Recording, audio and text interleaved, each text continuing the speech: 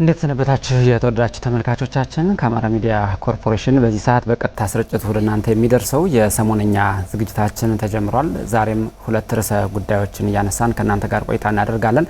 ዘመኑ ታደለና ተስፋሁን ታምር ከመላው ስቱዲዮ ባለሙያዎች ጋር ነው ቆይታ የምናደርገው። እስከ ዝግጅታችን ፍጻሜ ድረስ አብራችሁ እንድትቆዩ በአክብሮት እንጋብዛለን። ተስፋሁን፣ እንግዲህ በቆይታችን የምናነሳቸው ሁለት ጉዳዮችን ይዘናል። በዛሬው ሰሞነኛ ቆይታችን የተመረጡ ሀገራዊና ክልላዊ ጉዳዮችን ለተመልካቾቻችን የምናደርስ ይሆናል። እንግዲህ ከሰሞኑ ጽዱ ኢትዮጵያ ለትውልድ የሚል ሀገራዊ ንቅናቄ አለ። ይህ አንደኛው ክልላዊ ርዕሰ ጉዳያችን ነው። ከዚያ ባሻገር ደግሞ እንደ ሀገር ኢትዮጵያ እየመከረች ነው የምትገኘው። የዋናውን ሀገራዊ ምክክር ጉባኤ በተመለከተም ለተመልካቾቻችን መረጃዎችን እናደርሳለን። መልካም፣ እንግዲህ የመጀመሪያው ጉዳያችን አድርገን የምናነሳው የጽዱ ኢትዮጵያ ለትውልድ ሶስተኛው ለሶስት ተከታታይ ዓመታት እየተካሄደ እንደሆነ ይታወቃል። በጽዱ ኢትዮጵያ ንቅናቄና ዘንድሮም ጽዱ ኢትዮጵያ ለትውልድ በሚል መሪ መልእክት በአማራ ክልል ደረጃ በትናንትናው ዕለት ተጀምሯል። በሀገር አቀፍ ደረጃ ከዛ ቀደም ብሎ እንደተጀመረ ይታወቃል።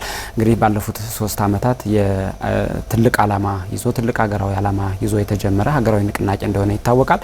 በክልል ደረጃ እንግዲህ በምክክር እንደዚሁም ደግሞ የተለያዩ አካባቢዎች ላይ ጽዳት በማከናወን ነው የጽዱ ኢትዮጵያ ለትውልድ የተጀመረው። ሲጀመር እንግዲህ ትልቅ ዓላማ ይዞ የተነሳ እንደሆነ ይታወቃል። ተስፋሁን የ2016 አካባቢ ነው የተጀመረው። ሚያዝያ 18 2016 ዓ.ም ጠቅላይ ሚኒስትር አብይ አህመድ ናቸው ንቅናቄውን በይፋ ያስጀምሩት። እንግዲህ ይህ ሲጀመር በዋነኛነት ከተሞችን ጽዱ፣ ማራኪ፣ ለነዋሪዎቹ ምቹ የማድረግ ዓላማ ይዞ ከሌሎች መንግስታዊ ንቅናቄዎች ጋርም ጭምር በቅንጅት የሚፈጸም ነው። እንግዲህ የጽዱ ኢትዮጵያ በአሁኑ ሰዓት በሶስተኛው ዙር ላይ ደርሷል። በዚህኛው አመት ለ3 ተከታታይ ወራት የሚቆይ ንቅናቄ በአማራ ክልል ተጀምሯል። ጽዱ ኢትዮጵያ እንግዲህ ቀደም ሲል አንተም እንዳልከው ወደ 2016 ዓመተ ምህረት አካባቢ ነው የተጀመረ።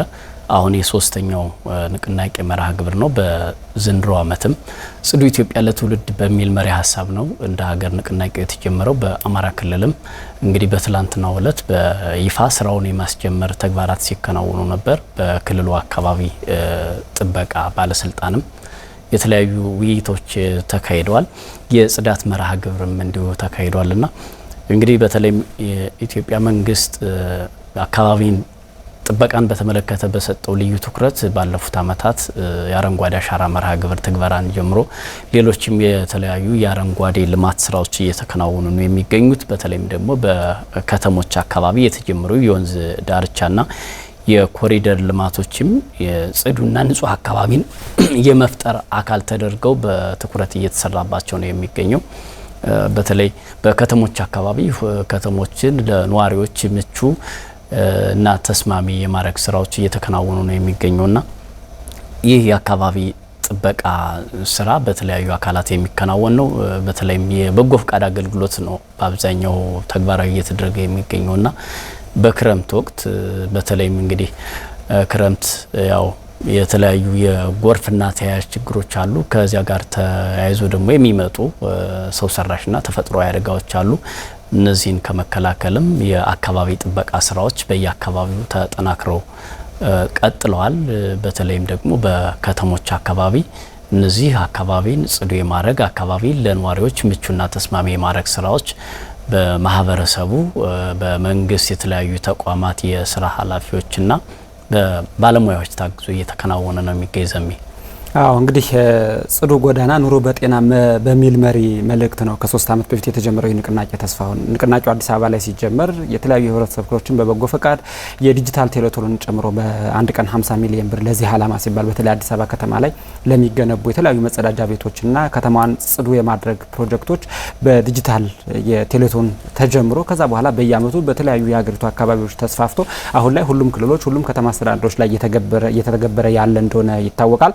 አማራ ክልልም ይህንን ነው ያስጀመረው። እንግዲህ ከ2 ዓመታት በፊት አካባቢ ሲጀመር በዋነኛነት የግንዛቤን ማሳደግን ከዛም ባሻገር እግረ መንገዱን የጽዱ የማድረግ ምቹ የማድረግ ስራዎችን አብሮ እየሰራ ነው የነበረው። በተለይ ደግሞ ከቆሻሻ አወጋገድ ጋር ተያይዞ የነበሩ ልምምዶችን ከመሰረቱ መቀየር የሚያስችል የግንዛቤ ማስጨበጥ ስራዎች ናቸው ሲሰሩ የነበረው። እንደሚታወቀው የቆሻሻ አወጋገድ ስርዓታችን አንደኛው ባህላዊ ነው፣ የዘመነ አይደለም።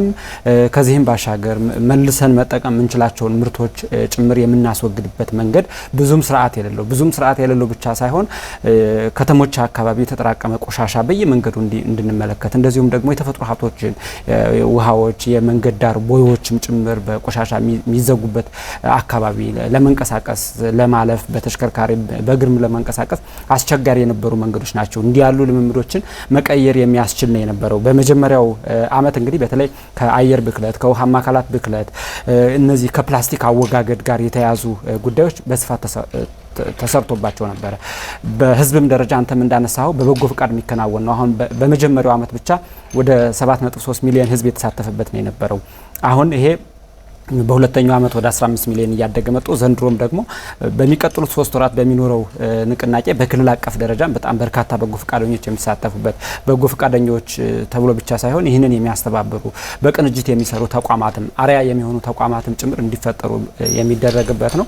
እንግዲህ ከዛ ባሻገር ግን ዋነኛው ትኩረት ተደርጎ እየተሰራ ያለው አሁንም የጽዳት ሁኔታችን ጽዱ ኢትዮጵያ ለትውልድ ነው ነገን የተሻለ የማድረግ አላማ ነው ዋነኛው ምሰሶውና ይህንን ለማድረግ ዋነኛው መሰረቱ አሁንም ግንዛቤ ማስጨበጥ ስራዎች ነው። ያላለቁ የግንዛቤ ማስጨበጥ ስራዎች አሉ። አሁንም ባህላችን ልምምዳችን ከመሰረቱ መሻሻል መቻል አለበት ተብሎ ስለሚታሰብ አሁን ላይም በምርምር ስራዎች የሚታገዝ በቴክኖሎጂ የሚታገዝ ከዛ ባሻገር የግንዛቤ ማስጨበጥ ስራውም ጎን ለጎን እየተሰራበት ያለ ነው የጽዱ ኢትዮጵያ።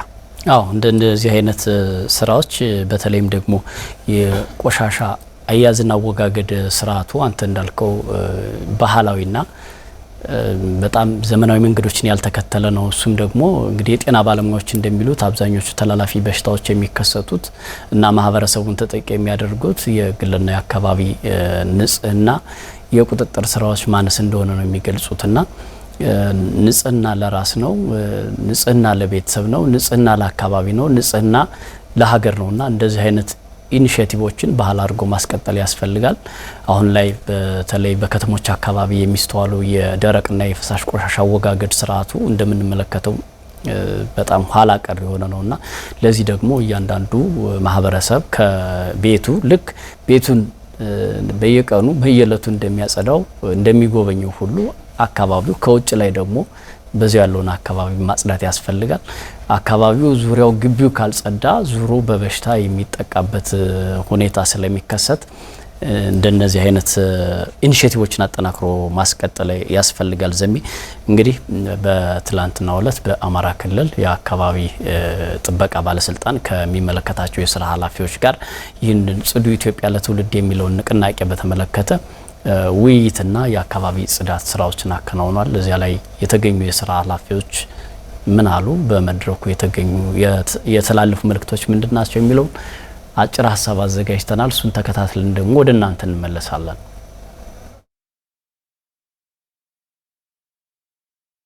በጽዱ ኢትዮጵያ በ2017 ዓመተ ምህረት በሰራነው ስራ 423,000 ኪሎ ግራም ፕላስቲክ ሃይላንድ ሰብስበናል እዚህ ክልል ላይ ማለት ነው። ባለፈው አመት ደግሞ ጽዱ ኢትዮጵያን ባህል እናድርግ የመጀመሪያው ብክለት ይብቃ ውበት ይንቃ የሚል ነው የነበረው መሪ ቃል። በሁለተኛው ምዕራፍ ጽዱ ኢትዮጵያን ባህል እናድርግ የሚል ነው የነበረው። ምክንያቱም ትልቁ ነገር ምንድነው ሰው ላይ መስራት አለብን፣ አቲቱድ ላይ አመለካከቱ ላይ መስራት አለብን። ማህበረሰባችን ከቆሻሻ ጋር ከብክለት ጋር መኖር መላመድ የለበትም። ህዝቡ ጋር የምናያቸው ዛሬ ላይ የምናያቸው በሽታዎች ድሮ ያልነበሩ በሽታዎች ከተመኔ ሲመጣ ኢንዱስትሪ ሲስፋፋ ከተሞች እየተበከሉ ነው የሚሄዱ። በዛው ልክ አስተሳሰባችን ካልተቀየረ ማለት ነው። እዚህ ከተማ ላይ ወጣ ብንል በ7 ዓመት አካባቢ በጣም እንቸገራለን። ባህር ዳር ላይ ያለው ችግር አዲስ አበባም ላይ አለ፣ ናዝሬትም ላይ ሌሎች ከተሞችም ላይ አለ። ይሄን መቀየር መቻል አለብን። በሌሎች ሀገሮች ቆሻሻ ሀብት ነው፣ ሪሳይክል አድርገው ለቢዝነስ ይጠቀሙበታል። እኛ ደግሞ በአግባቡ አንሰበስብም። ከሰበሰብን በኋላም ደግሞ በአግባቡ አንይዘው አናስወግደው። ያ ብቻ አይደለም፣ ሰብስበን የምናጠራቅመው ቆሻሻ ሊቼት የሚፈጥር በመሆኑ ማህበረሰቡ ላይ ከፍተኛውን የጤና ችግር እየፈጠረ ነው። ስለዚህ ይሄ መቀየር አለበት በሚል ሶስተኛው ምዕራፍ ላይ ደርሰናል ማለት ነው። የአየር ንብረት ለውጥ አንዱ የዓለማችን ቀውስ እኛም ጋር በተለያየ ምልክት የሚታይ ነው። ሁለተኛው የብዝሃ ሕይወት መመናመን እና የአካባቢ ብክለት በዓለማችን ደረጃ 3 የፕላኔቶቻችን ቀውስ ብለን የምናነሳቸው ናቸው ማለት ነው። በሀገራችን በአካባቢ ጥበቃ በአየር ንብረት ለውጥ ችግር ላይ እየተወሰዱ ያሉ እርምጃዎች ቁርጠኝነት በአገር ካመጡት ጥቅም ባለፈም በዓለም አቀፍ በአህጉር ደረጃ ያለንንም ተሰሚነት ከፍ አድርጓል። እኛ የምንሰራው ለራሳችን ነው። እኛ የምንሰራው አሁን ላለው ጄኔሬሽን ነው። እኛ የምንሰራው ቀጥሎ ለሚረከበው ጄኔሬሽን ነው። ነገር ግን በዓለም አቀፍና በአህጉር አቀፍ ደረጃ ተሰሚነት አሳድጓል። ማሳያዎች አሉ። አንዱ በ2025 ኢትዮጵያ ሁለተኛ የአፍሪካ የአየር ንብረት ለውጥ ስብሰባ በስኬት ያስተናገደችበት ሁኔታ እንዳለ ማንሳት ይቻላል። ይሄ አንዱ ማሳያ ነው። ተመልሰናል። የተከበራችሁ ተመልካቾቻችን እየተከታተላችሁት የምትገኙት በዚህ ሰዓት ወደ እናንተ የሚደርሰው የሰሞነኛ ዝግጅታችን ነው። አሁንም እንቀጥላለን። ከኛ ጋር ሁኑ። ዘሜ እንግዲህ የአካባቢ ጥበቃን በተመለከተ ጽዱ ኢትዮጵያ ለትውልድ የሚለውን ንቅናቄ በአማራ ክልል የሚመለከታቸው የስራ ኃላፊዎች በውይይቱ ላይ ያስተላልፏቸው መልእክቶች ነው ተከታትለን የተመለስ ነው። እንግዲህ ጽዱ ኢትዮጵያ ለትውልድ ቀደም ሲል አንተም እንዳልከው ጽዱ አካባቢ ምቹ አካባቢ ለትውልድ የማስተላለፍ ሂደት ነው። እንግዲህ በተለይም ደግሞ የጤና ሚኒስቴርን በነገራችን ላይ ይህንን ጽዱ አካባቢና ጤናማ ማህበረሰብ መፍጠር የሚል ኢኒሺዬቲቭ አንግቦ እየተንቀሳቀሰ ነው የሚገኘው። ያው ማህበረሰቡ ጤናው ካልተጠበቀ አምራች ሊሆን አይችልም፣ ሁለንተናዊ በሆነ መንገድ ሀገርን ሊያገለግል አይችልምና በጤናው ዘርፍም ጽዱና ምቹ የሆነ አካባቢን መፍጠር በጤና ሚኒስቴርም ኢኒሺዬቲቭ ልዩ ትኩረት ተሰጥቶት እየተሰራ ነው የሚገኘው። እንግዲህ ይህንን ተግባራዊ ለማድረግ ከማን ምን ይጠበቃል የሚለው ደግሞ ቁልፍና መሰረታዊ ጉዳይ ነው። ቀደም ሲልም ለማንሳት እንደሞከር ነው ከቤተሰብ ከግል ንጽህና ይጀምራል። ከዚያ ደግሞ የአካባቢ ንጽህና አጠናክሮ በማስቀጠል በኩልና በዚህ ረገድ የሚወጡ የህግ ማዕቀፎች አሉ። ለምሳሌ በኢትዮጵያ ህገ መንግስት አንቀጽ 44 አካባቢ ንዑስ አንቀጽ 1 እስከ 2 ያሉት ምንድነው ማንኛውም ዜጋ ንጹህና ጤናማ በሆነ አካባቢ የመኖር ህጋዊ መብት እንዳለው ተደንግጓል። ግን ይህን ደግሞ ህግ ተፈጻሚ ማድረግ የማን ነው? የማህበረሰቡና የመንግስት አካላት ሁሉ ቁርኝትና ቅንጅትን የሚጠይቅ ጉዳይ ነው። እንግዲህ ቆሻሻ ሀብት ነው የሚባለው አይደለ? እንደገና መልሶ በመጠቀም ሂደት ውስጥ ቆሻሻ ሀብት እንደሆነ ይነገራል። በተለይም ደግሞ አሁን ዝም ብለን የምንጥላቸው የምናቃጥለው ቆሻሻ አካባቢን ከመበከል አልፎ እንደ ዌስቴጅ ወይም ደግሞ እንደ ብክነት የሚቆጠር ነውና ቆሻሻን ሪሳይክል በማድረግ እንደገና የመጠቀም ባህላችንን ሀብት መሆኑን ተገንዝቦ መስራት ላይ አሁን የተጀመሩ ጅምሮች አሉ። በየሰፈሩ እንኳን እነዚህ ፕላስቲኮችን የመሰብሰብና መልሶ እነሱን ስራ ላይ የመዋል ወደ ሀብት የመቀየር ሂደቶች አሉ። ያን አጠናክሮ በማስቀጠል በኩል የሁሉም ኃላፊነት ነው። አዎ እንግዲህ የጽዱ አካባቢዎችን ምቹ አካባቢዎችን ስናስብ የመጀመሪያው የምናስበው እንዳነሳው ጤናማ ማህበረሰብ መፍጠር መቻል ነው። ከዛ ባሻገር ያሉ በጣም የሚነሱ በርካታ ኢኮኖሚያዊ ጠቀሜታዎች ግን አሉ። ተስፋውን ጽዱ ከተሞችን ጽዱ አካባቢዎችን ስናነሳ አብረን የምናነሳው የቱሪዝም እንቅስቃሴዎችን ነው። ጽዱ ወደ ሆኑ አካባቢዎች መሄድ የሚፈልግ ቱሪስት ነው ያለው። እዛ አካባቢ የሚኖረው የኢኮኖሚያዊ እንቅስቃሴ የኢንቨስትመንት ፍሰቶች በራሱ በከተሞች ጽዳት የሚወሰድ ነው። በአካባቢዎች ጽዳት በአካባቢዎች ምቹነት የሚወሰድ ነው። የአማራ ክልል ከተሞችን አሁን እንግዲህ አማራ ክልል ለ3 ወር ያስጀመረው ንቅናቄ በ3 ወር የሚጠናቀቅ አይደለም። ይልቁንም 3 ወር በንቅናቄ ደረጃ ከተካሄደ በኋላ ከዛ በኋላ ባህል እየሆነ ስርዓት እየሆነ አመቱ ሙሉ የምንሰራው ነው እንጂ በዘመቻ ብቻ የምንተወው ጉዳይ አይደለም። አማራ ክልል ያሉትን ጸጋዎች ባህር ዳር ከተማን ጨምሮ ትልልቅ የከተሞች እንደዚሁም አካባቢዎች ገጠራማ አካባቢዎችም ጭምር በተለይ የኢኮኖሚያዊ ጠቀሜታም ጭምር ያለው ነው። ቆሻሻን የምናስወግድበት መንገድ፣ አካባቢዎችን ጽዱ ምቹ የምናደርግበት መንገድ። ለዚህ ደግሞ እንዳነሳው ማህበረሰቡ አእምሮ ላይ አስተሳሰብ ላይ ስርዓት ባህል አድርጎት እንዲለማመደው ይፈልጋል። ከዛ ባሻገር ተቋማት በራሳቸው ይህንን አብሮ መስራት መቻል አለባቸው። የመጀመሪያው የማህበረሰብ ግንዛቤውን ህግ ማክበርን እንደዚሁም ደግሞ አካባቢዎቻቸውን ተቋማት ያሉበት አካባቢ ቢሮዎቻቸውን አካባቢዎቻቸውን ጽዱ ምቹ በማድረግ አርአያ መሆን መቻልም አለባቸው። እንደዚሁም ማዘመን ላይ የቆሻሻ አወጋገድ ስርዓታችን ማዘመን ላይ የምናስወግድበት ስርዓት አሁን ደግሞ የምናስወግዳቸው የመጡ ያሉ ቆሻሻ ተብሎ የሚታሰቡት አሁን የኬሚካልን ኤሌክትሮኒክስን ጭምር ጨምሮ ነው ብዙ የጤና ችግሮችን ሊያመጣ የሚችል እንደገና ሪሳይክል ካደረግነው ደግሞ ብዙ ኢኮኖሚያዊ ጠቀሜታ ልናገኝበት ምንችል ነውና ከዚህ አካባቢ አሁን ላይ ጽዱ ኢትዮጵያ አንድም ይዞት የመጣው ጠንካራ የህግ ማዕቀፍ በዙሪያው መፍጠር ነውና እዚህ ላይ አሁንም በትኩረት የሚሰራበት ይሆናል። ልክ ነው ዘንቢ። እንግዲህ ሌላው ስለ አካባቢ ጥበቃ ስናነሳ መርሳት የሌለብን ጉዳይ የታዳሽ ኃይል ነው። በተለይም ደግሞ ነዳጅ በዘፈቀደ በተለምዶ የምንጠቀመው የኃይል ምንጭ ነው። ኢትዮጵያን ጨምሮ የተለያዩ የዓለም ሀገራት የሚጠቀሙት ነው። ነገር ግን አሁን በተለይም ከዓለም አቀፉ የአየር ንብረት ለውጥ ጋር ተያይዞ እጅግ ዓለማችን ፈተና ውስጥ ትገኛለች እና የአካባቢ ጥበቃ ሲነሳ የኃይል አማራጭን መቀየር ያስፈልጋል።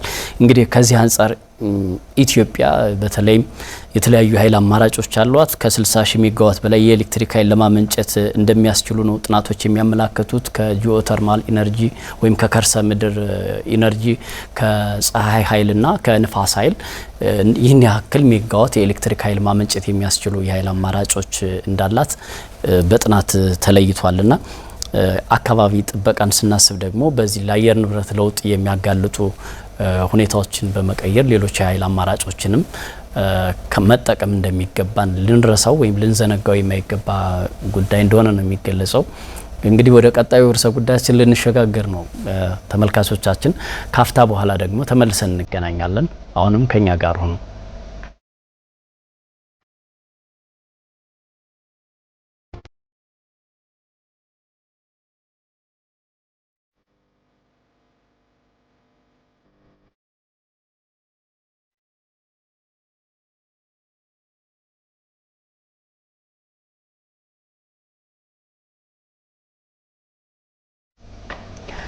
ተመልሰናል። የሰሞንኛ ዝግጅታችን በቀጥታ ወደ እናንተ እየደረሰ ነው። አሁንም ቆይታችን ይቀጥላል። ሁለተኛው ርዕሰ ጉዳይ ላይ ደርሰናል። ሁለተኛው ርዕሰ ጉዳይ የሀገራዊ ምክክር ኮሚሽን ስራዎችን የሚመለከት ይሆናል። ተስፋሁን ኢትዮጵያ እየመከረች ነው በምክክር የምትጸና ሀገር በሚል መሪ መልእክት የምክክሩ የማጠቃለያ መርሃ ግብር ካሳለፍነው ሐምሌ 8 ጀምሮ በመካሄድ ላይ ነው። እንግዲህ የኢትዮጵያ ሀገራዊ ምክክር ኮሚሽን በአዋጅ መቋቋም ከጀመረበት ጊዜ ጀምሮ ህጋዊ ሰውነት እስከሚያገኝ ድረስ ኮሚሽነሮችን የመሰየምና ሌሎች በርካታ ተግባራትን ሲያከናውን ቆይቷል። እንግዲህ ረጅም ጊዜያትን ነው የወሰደ ዘሜ ከ2014 ዓ.ም ጀምሮ እስካሁን ድረስ ኮሚሽነሮችን መሰየም ተቋሙን በሰው ኃይልና በቴክኖሎጂ ማሟላትና የተለያዩ ስራዎች ሲሰሩ ቆይቷል። ከዚያ በኋላም እንግዲህ በሀገሪቱ የተለያዩ አካባቢዎች የተሳታፊዎች የልየታ መድረኮች ሲካሄዱ ቆይተዋል። የግንዛቤ ፈጠራ ስራዎችም ለሚዲያ ባለሙያዎችና ለሚመለከታቸው አካላት የግንዛቤ ፈጠራ ስራዎች ሲከናወኑ ቆይተዋል።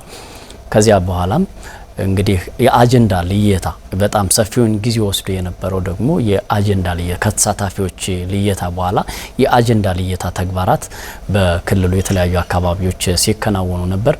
ያን ሁሉ ሂደት አልፎ እንግዲህ ትልቁና የሚጠበቀው ሀገራዊ ምክክር ጉባኤ እየተካሄደ ነው የሚገኘው።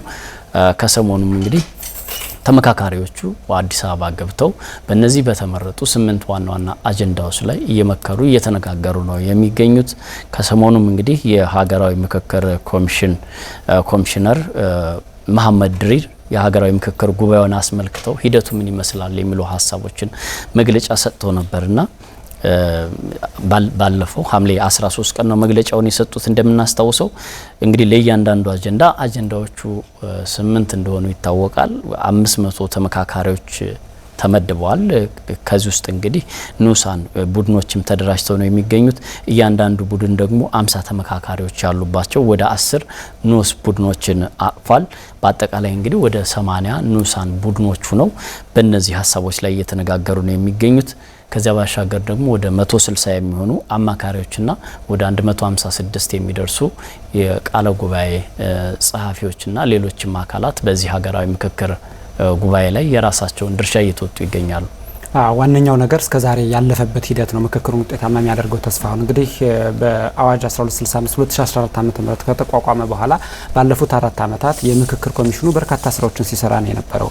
ከመጀመሪያው የተቋቋመለትን ዓላማ የሚመጥን ስርዓት፣ መመሪያዎችን፣ አሰራሮችን ዘርግቶ ወደ ስራ መግባት ነው የነበረው። እንደሚታወቀው የምክክር ኮሚሽኑ አስቀድሞ የተጀማመሩ ስራዎች ነበሩ። በእርቅ ሰላም ኮሚሽን እንደዚሁም በወሰንና ማንነት ጉዳዮች ኮሚሽን አካባቢ እንደዚህ ያሉ ችግሮችን ለመፍታት የሚያስችሉ ጅምሮች ነበሩ። ከዛ ተሻግሮ ግን ጠቅላላ ተደርጎ የምክክር ኮሚሽኑ ሲቋቋም በዋነኛነት በዚህ ሀገር ላይ አሉ የሚባሉ መሰረታዊ ልዩነቶች ናቸው የሚባሉ ሀገርን ለማጽናት እንቅፋት ናቸው የሚባሉ ጉዳዮች ተለይተው እነሱን መፍታት ላይ ያተኮረ ዓላማ ይዞ ነው የተንቀሳቀሰው።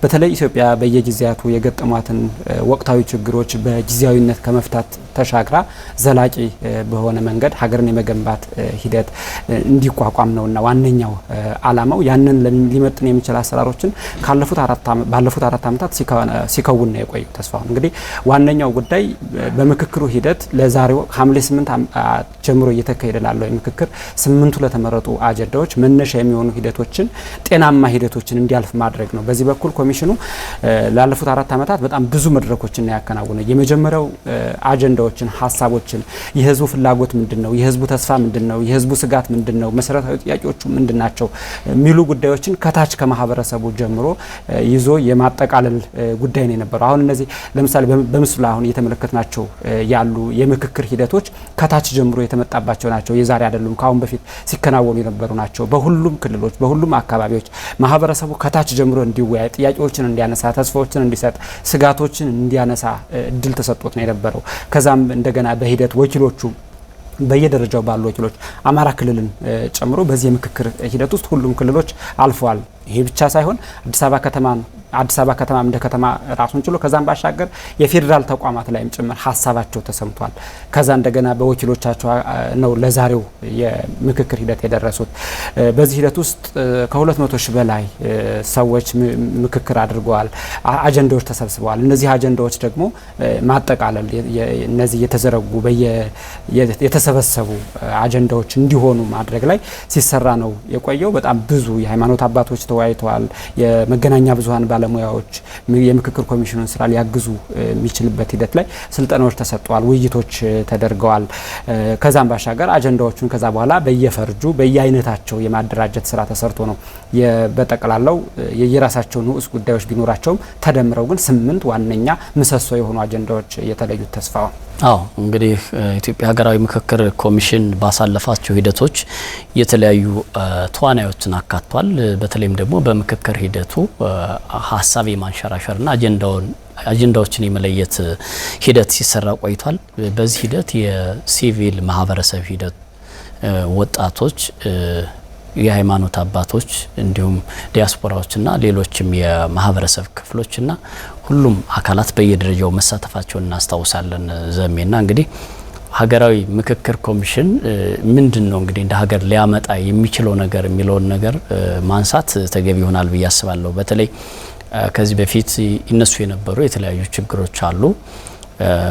በህዝብና በመንግስት መካከል መግባባት እንዲኖር ብሔራዊ አንድነትና መግባባትን ለመፍጠር እንዲያስችል ነው። እነዚያን ችግሮች በውይይት ለመፍታት እና ዘላቂ ሰላምን ለማስፈን ያስችላል ተብሎ ነው ወደ ስራ የተገባውና በተለይም ደግሞ የንግግር ባህል እንዲዳብር ችግሮችን በውይይትና በንግግር የመፍታት ባህልን ለማዳበር ያስችላል ተብሎ ነው ሀገራዊ ምክክር ኮሚሽኑም የተቋቋመውና ለዲሞክራሲ ስርዓት ግንባታ ምቹ መደላደልንም ይፈጥራል ተብሎ ይታሰባል። እንግዲህ በቀጣይ አስተማማኝ ሰላም የሚረጋጋበትን የፖለቲካና የማህበራዊ መደላደል ማመቻቸት ሌላኛው የዚህ ሀገራዊ ምክክር ኮሚሽን ወይም ደግሞ ሀገራዊ ምክክር ሂደቱ ውጤት ይሆናል ማለት ነው። በሀገረ መንግስት ሂደት የሚነሱ ጥያቄዎችን ለአንዴና ለመጨረሻ ጊዜ በመፍታት በተለይ በመንግስትና በህዝብ መካከል መተማመንና መግባባትን ለመፍጠር ያስችላል። እንዲሁም ደግሞ ቅቡልነት ያለው ሀገረ መንግስት በመመስረት ሂደት ውስጥ የራሱ ድርሻ ይኖረዋል ተብሎ ይታሰባል። በሂደቱ እንግዲህ በጣም በርካታ ተመካካሪዎች ቀደም ሲል እንዳነሳ ነው ከታች ጀምሮ ነው ያለፉት። በሂደት በዚህ ከታች ጀምሮ በነበረው የምክክር ሂደት ውስጥ የተሳተፉ ሰዎችን አስተያየት አዘጋጅተናል። እሱን ጋብዘን ተመልሰን እንገናኛለን። አብራችሁ። ይሄ ምክክር አስፈላጊ ነው። ኢትዮጵያ እየመከረች ነው። ኢትዮጵያ ተመካክራ ለኢትዮጵያኖች የሚበጅ ስርዓት ለመገንባት ነው። ለኢትዮጵያኖች የሚበጅ ስርዓት ለመገንባት ነው እና ኮሚሽኑ ገለልተኛነቱን አሳይቷል። ገለልተኛ ሆኖ በነጻነት ተነጋገሩ ብሏል። ኢትዮጵያ የምትባል ሀገራችን መሬቷም፣ አየሯም፣ እጽዋቷም፣ እንስሳቷም፣ ውሃውም ሰውም ታሟል። ነገር ግን ይሄ ምክክር ኮሚሽን ሐኪም ሆኖ በሽታዋን ይቀርፍላታል የሚል ግምት አለ። ምክክር ስትል ችግር አለ ማለት ነው። ስለዚህ ችግር ባለበት ሁሉ መመካከር በጣም አስፈላጊ ነውና ምክክሩ በጣም ብዙ ነገር ነው የምንጠብቀው። ምንም አይነት ተጽዕኖ የለም። ኤኒ አጀንዳ በግሩፑ የተነሳ አጀንዳ ሳይቀር አብዛኛውን አንድ ለመሆን የተሞከረ አጀንዳ ነው። ልዩነትም እንኳን ካለ ልዩነቱ አብሮ ሬጂስተር ስለሚደረግ በአጀንዳ በኩል በልዩነት በኩል በአሳታፊነት በኩል ማታያቸው ማህበረሰቦች የሉም። በጣም አካታች ነው ማለት ይቻላል። በብዙ ቦታዎች ላይ እንትን ያለ ነው። ገለልተኛ ናቸው ብዬ ነው የማምነው። እኔ በጣም አምኛቸዋለሁ። እውነት ለመናገር ኮሚሽኑን አሁን አምኘዋለሁ።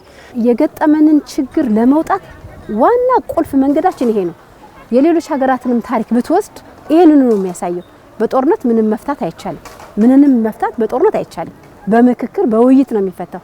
ስለዚህ የሀገራዊ ምክክር ኮሚሽኑ እስካሁን የመጣበትንም ሂደት ስታየው በብዙ ውጣ ውረዶች ውስጥ የመጣ ነው። አሁን ላይ ደግሞ የተሻለ ነገር እየሰራ ነው። ቁጭ ብለን ልክ እንደዚህ ጋር እንደምንወያየው ስንነጋገር፣ ስንመካከር፣ ሀሳብን ስናንሸራሽር፣ ጥያቄዎችን ለይተን በጥናት አስደግፈን ተንትነን ገምግመን በጋራ ሊያደርጉ የሚችሉትን በጋራ የጋራ አድርገን ራሳችንን ነጥለን ህዝባችንን የሚወክሉትን ደግሞ እንደ ህዝባችን ያን ደግሞ መከባበር ላይና መግባባት ላይ በተመሰረተ መንገድ ማስኬድ መቻል አለብን። እኔ አገው ለፍትህና ዲሞክራሲ ፓርቲ ወክዬ ስመጣ የአገው ህዝብ ችግሮች እንዲፈቱ ስሰራ ህዝቤን የመፍትሄ አካል እንዲሆን መስበክ መቻል አለብን። ማንቃት፣ ማስተማር፣ ግንዛቤ መፍጠር፣ ማደራጀት አለብኝ። ይሄን ሳደርግ ለመፍትሄው አካል እንዲሆን ነው ማድረግ አለብኝ። የመጀመሪያውና ትልቁ ሀገራዊ መግባባትን ማምጣት፣ ሁለተኛው በህዝብና በመንግስት እንደዚሁም በህዝብና በህዝብ መካከል እምነት እንዲፈጠር ማድረግ፣ ሶስተኛውና በጣም ትልቁ በኢትዮጵያ ውስጥ ምክክርን ባህል ማድረግ። ለማናቸውም ችግሮች መፍቻ ቁልፍ ምክክር ሆኖ የኢትዮጵያ የፖለቲካ ባህልም ሰላምን በሰላማዊ መንገድ ማምጣት እንዲሆን መስራት።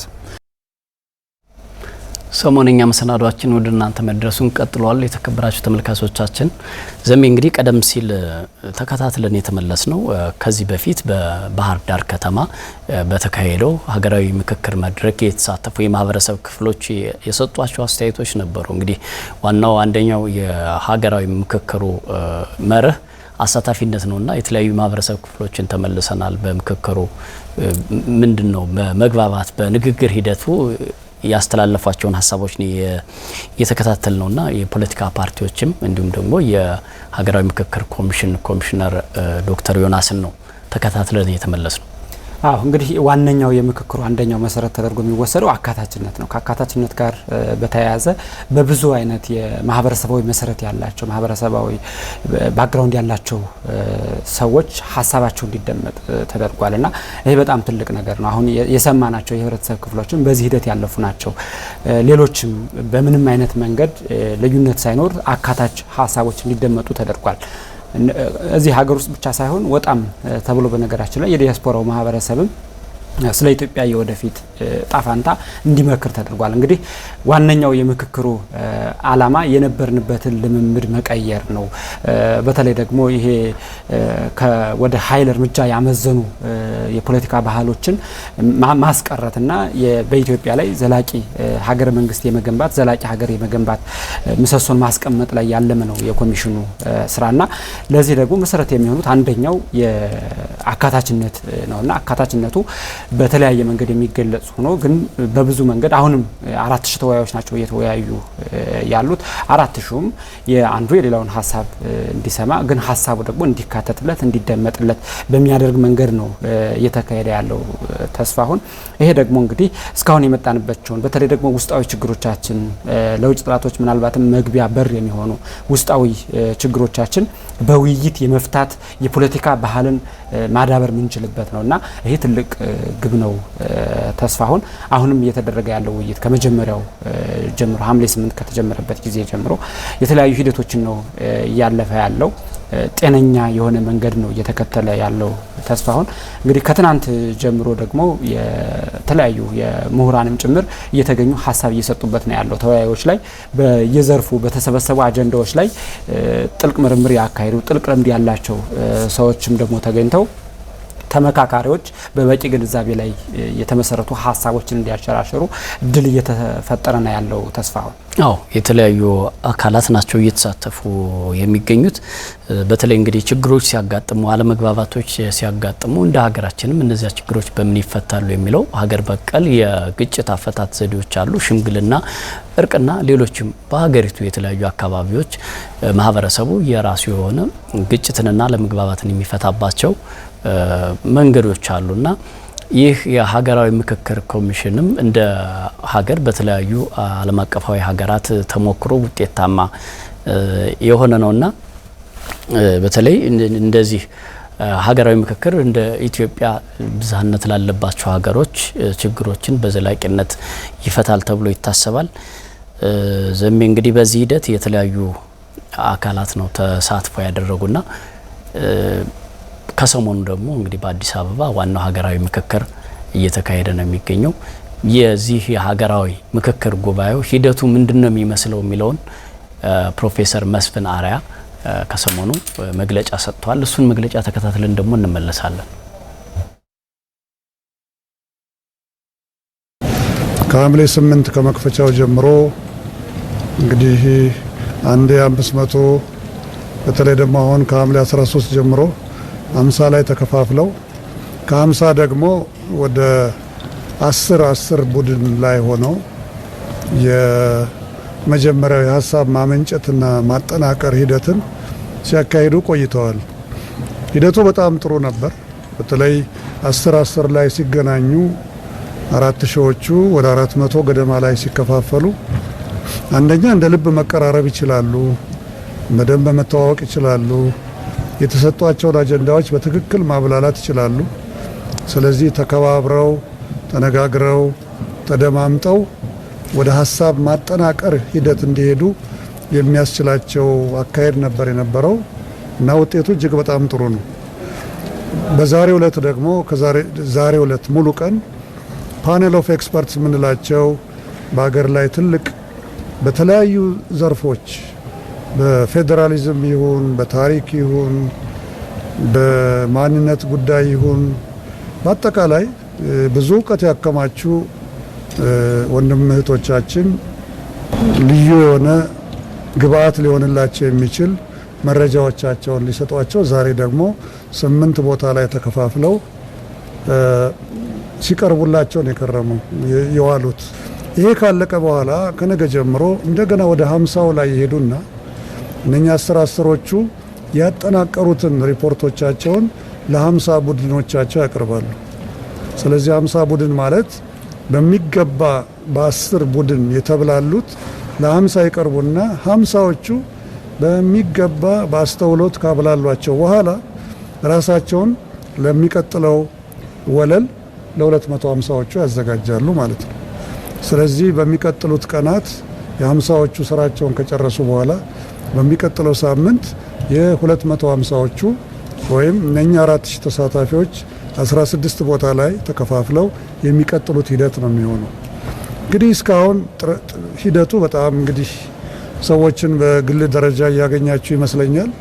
የነሱን ስሜት መቀበሉ ጥሩ ነው፣ በጣም ደስ ይላል እና ሂደቶች ውስጥ የሚስተካከሉትን በሚገባ በየደረጃው እያስተካከልን ነው። 4000 ሰው ነው ለ30 ቀን እንዲታደሙ ያደረግነው።